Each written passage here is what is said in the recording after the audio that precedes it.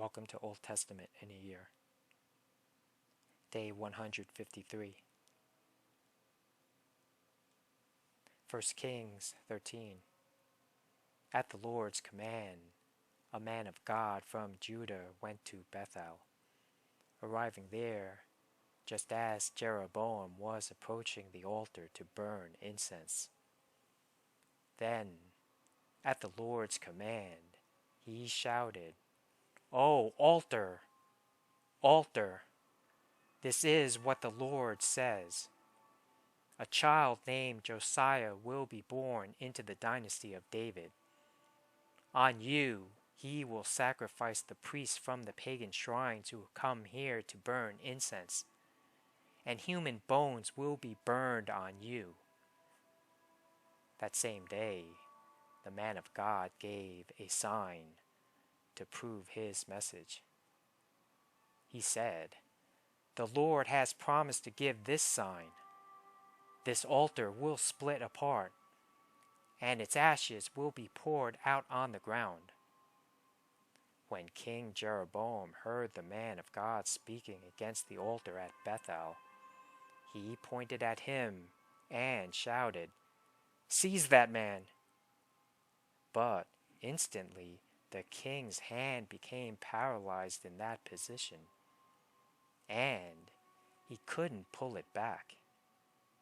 At the same time, a wide crack appeared in the altar, and the ashes poured out, just as the man of God had predicted in his message from the Lord.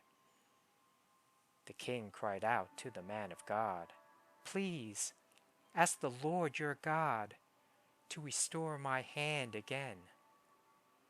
So the man of God prayed to the Lord, and the king's hand was restored, and he could move it again. Then the king said to the man of God, "Come to the palace with me and have something to eat, and I will give you a gift."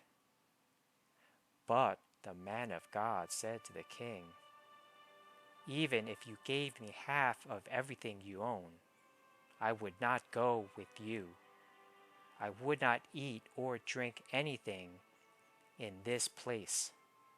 For the Lord gave me this command: you must not eat or drink anything while you are there, and do not return to Judah by the same way you came."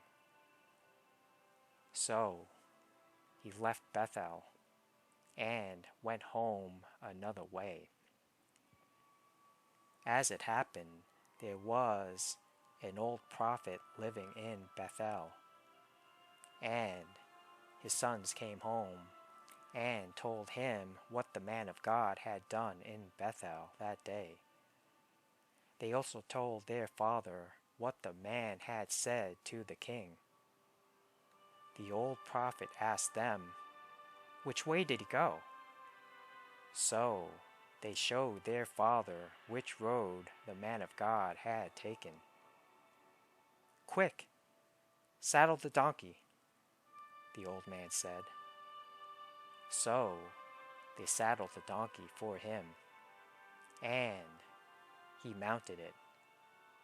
Then he rode after the man of God, and found him sitting under a great tree. The old prophet asked him, "Are you the man of God who came from Judah?"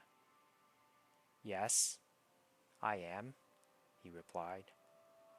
Then he said to the man of God, "Come home with me and eat some food." "No, I cannot," he replied. "I am not allowed to eat or drink anything here in this place, for the Lord gave me this command: you must not eat or drink anything while you are there, and do not return to Judah by the same way you came." But the old prophet answered, "I am a prophet too, just as you are. And an angel gave me this command from the Lord. Bring him home with you, so he can have something to eat and drink. But the old man was lying to him. So they went back together, and the man of God ate and drank at the prophet's home. Then, while they were sitting at the table, a command from the Lord came to the old prophet. He cried out to the man of God from Judah, "This is what the Lord says. You have defied the word of the Lord, and have disobeyed the command the Lord your God gave you. You came back to this place and ate and drank where he told you not to eat or drink.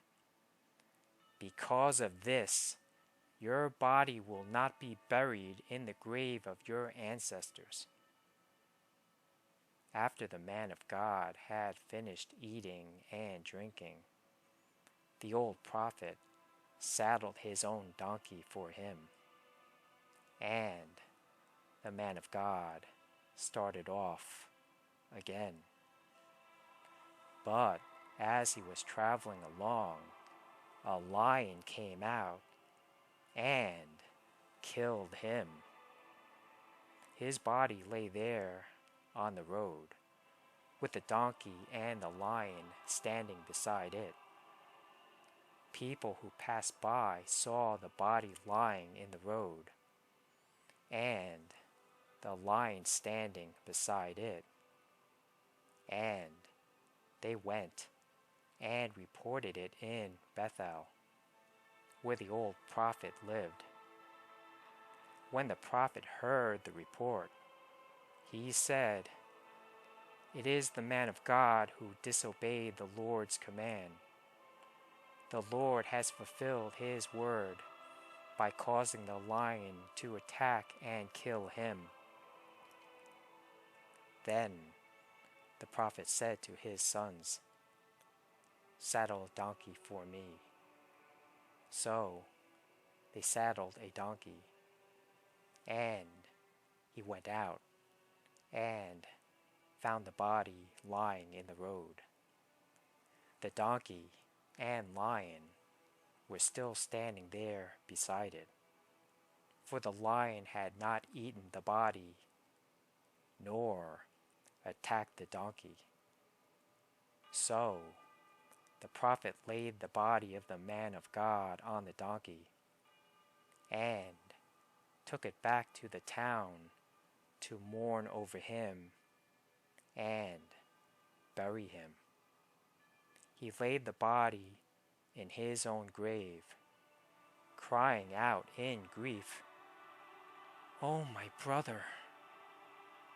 Afterward, the prophet said to his sons, "When I die, bury me in the grave where the man of God is buried. Lay my bones beside his bones." For the message the Lord told him to proclaim against the altar in Bethel and against the pagan shrines in the towns of Samaria will certainly come true. But even after this, Jeroboam did not turn from his evil ways. He continued to choose priests from the common people. He appointed anyone who wanted to become a priest for the pagan shrines. This became a great sin and resulted in the utter destruction of Jeroboam's dynasty from the face of the earth. 1 Kings 14. At that time, Jeroboam's son Abijah became very sick. So Jeroboam told his wife, "Disguise yourself so that no one will recognize you as my wife." Then Go to the prophet Ahijah at Shiloh, the man who told me I would become king. Take him a gift of 10 loaves of bread, some cakes, and a jar of honey, and ask him what will happen to the boy." So Jeroboam's wife went to Ahijah's home at Shiloh. He was an old man now, and could no longer see. But the Lord had told Ahijah, "Jeroboam's wife will come here, pretending to be someone else. She will ask you about her son, for he is very sick. Give her the answer I give you."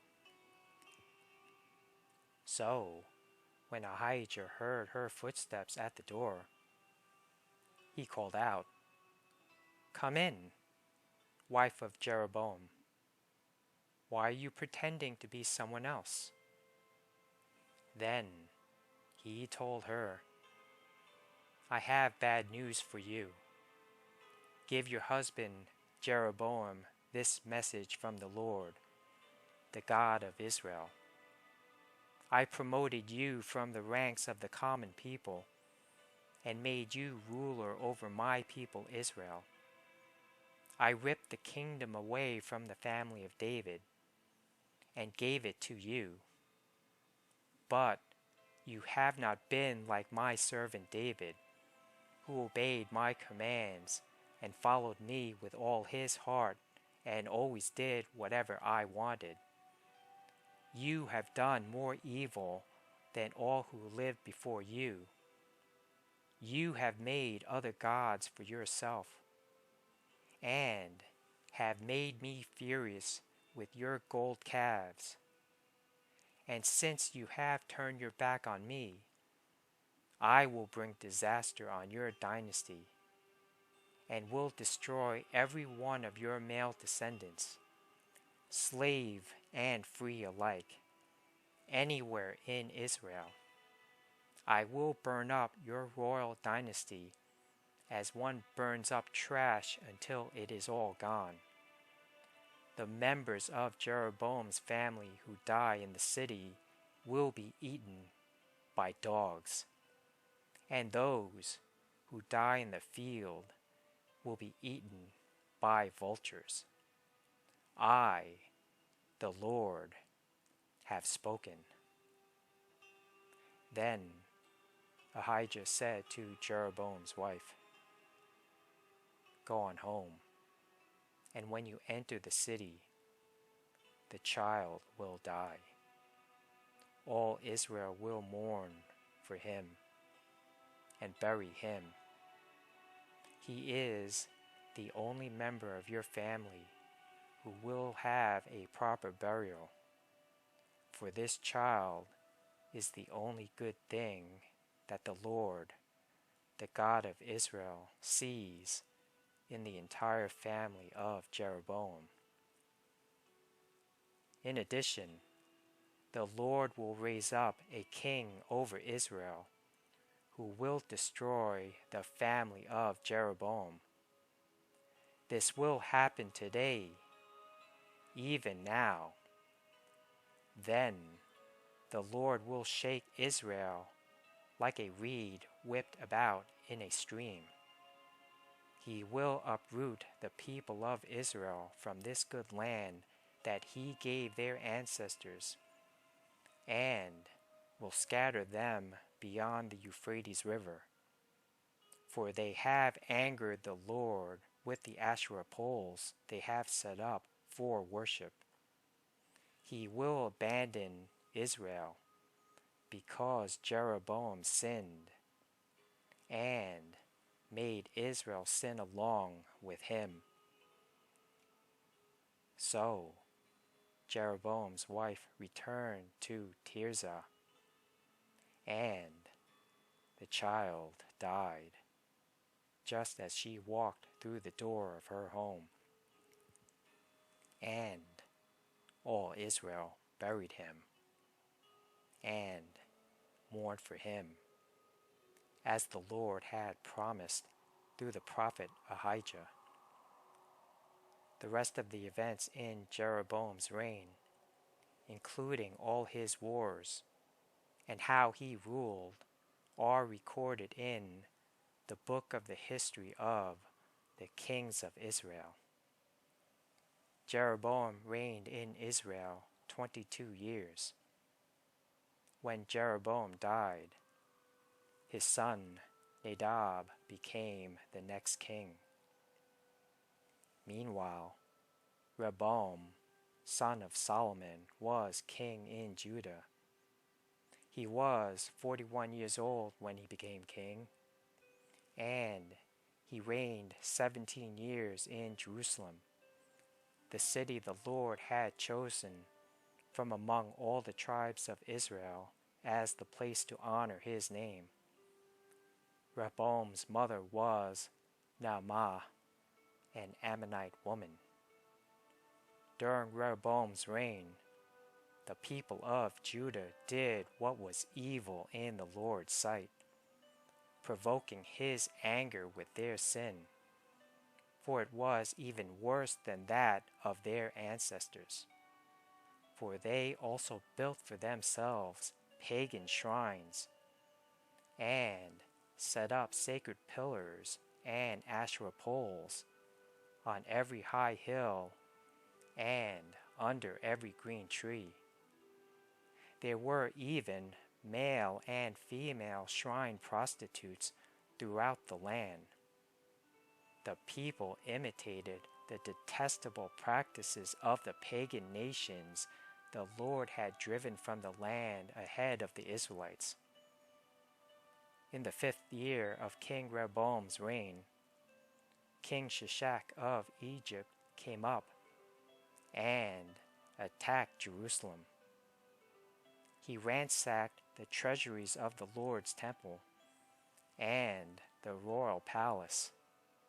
He stole everything, including all the gold shields Solomon had made.